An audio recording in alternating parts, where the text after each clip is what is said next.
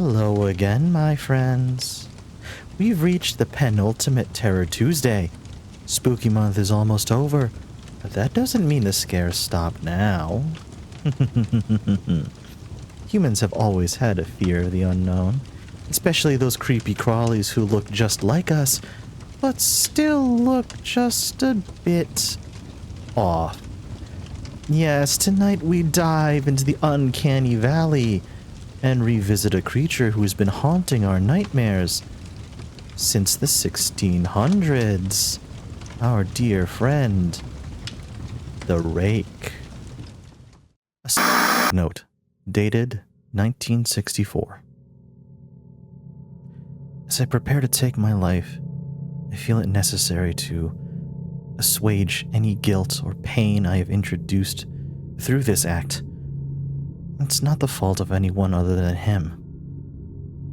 For once I awoke and felt his presence.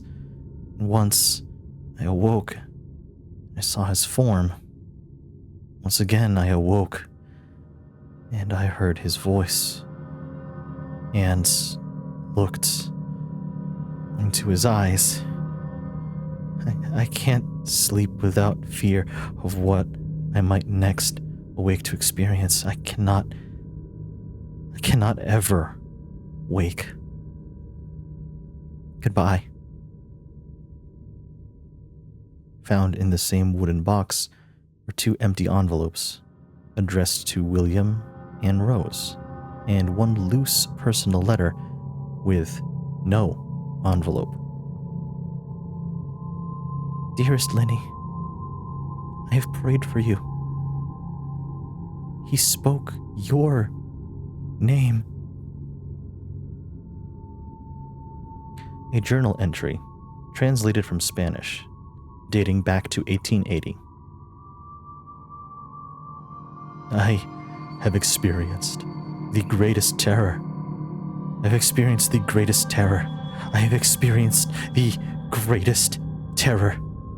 I see his eyes when I close mine.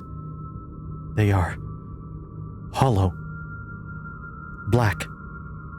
They saw me and pierced me. His wet hand. I will not sleep. His voice. The remainder of the text is unintelligible. A mariner's log, dating to 1691. He came to me in my sleep. From the foot of my bed, I felt a sensation. He took everything. We must return to England. We shall not return here again at the request of the Rake. Testimony from an unnamed witness, dating to 2006. 3 years ago, I had just returned from a trip from Niagara Falls with my family for the 4th of July. We were all very exhausted after a long day of driving, so my husband and I put the kids right to bed and called it a night. Around 4 a.m., I woke up thinking my husband had gone up to use the restroom. I used that moment to steal back the sheets, only to wake him in the process. I apologized, and I explained to him that I thought he had gotten out of bed. When he turned to face me, he gasped and pulled his feet up from the end of the bed so quickly, his knee almost knocked me out of the bed. He then grabbed me and said nothing. After adjusting to the dark for a half second, I was able to see what caused the strange reaction. At the foot of the bed, sitting and facing away from us, there was what appeared to be a naked man or a large, hairless dog of some sort. Its body position was disturbing and unnatural, as if it had been hit by a car or something. For some reason, I was not instantly frightened by it, but more concerned as to its condition. At this point, I was somewhat under the assumption that we were supposed to help him. My husband was peering over his arm and knee, tucked into the fetal position, occasionally glancing at me before returning to the creature. In a sudden flurry of motion, the creature scrambled around the side of the bed and crawled quickly in a flailing sort of motion right along the bed until it was less than a foot away from my husband's face. The creature was completely silent for about 30 seconds, or probably closer to 5. It just seemed like a long while. Just looking at my husband. The creature then placed its hand on his knee and then ran into the hallway leading to the kids' rooms. I screamed and ran for the light switch, planning to stop him before he hurt my children. When I got into the hallway, the light from the bedroom was enough to see it crouched and hunched over about 20 feet away. He turned around and looked directly at me, covered in blood. I flipped the switch on the wall, and I saw my daughter, Clara. The creature ran down the stairs, and my husband and I rushed to help our daughter. She was very badly injured and spoke only once more in her short life. She said, "He is the Rake."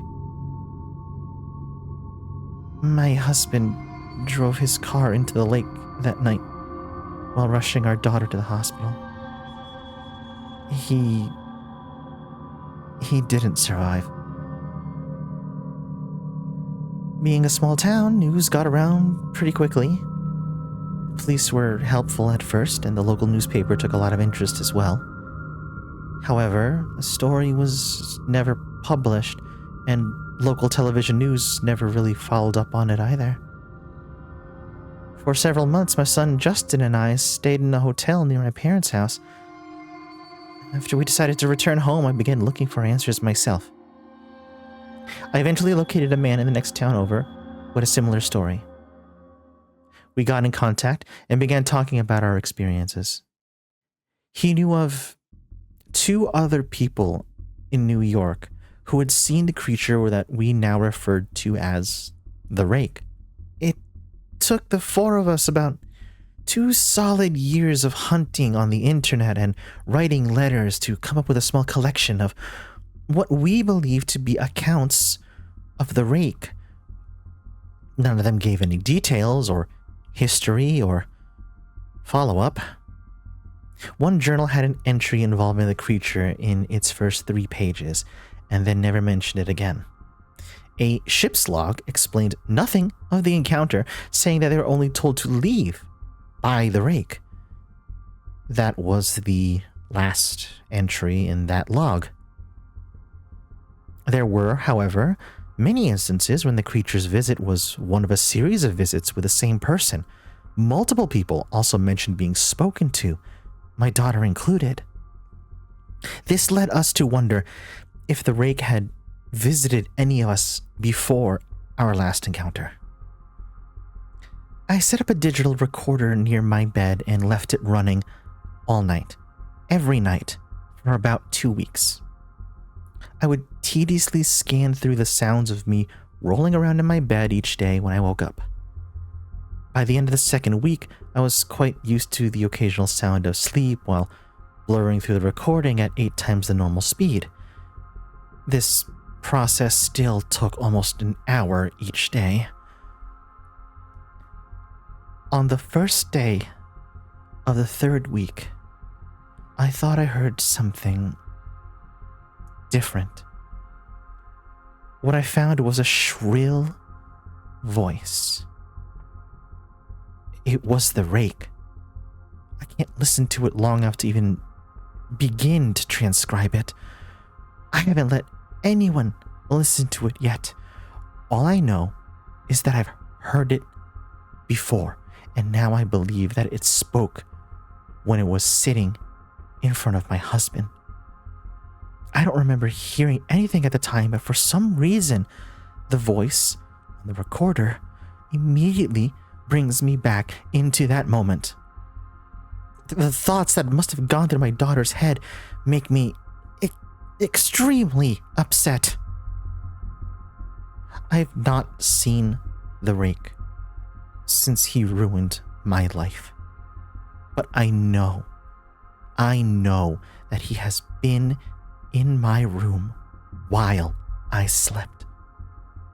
I know, and I fear that one night I'm going to wake up and see him staring at me. Hey everyone, thanks for sticking around to the end of the video. I just want to shout out the lovely Dragonborn ranked channel members that you see on the screen now. If you like what I do, hit that sub button and ring the bell, and support the channel by becoming a channel member today. See ya!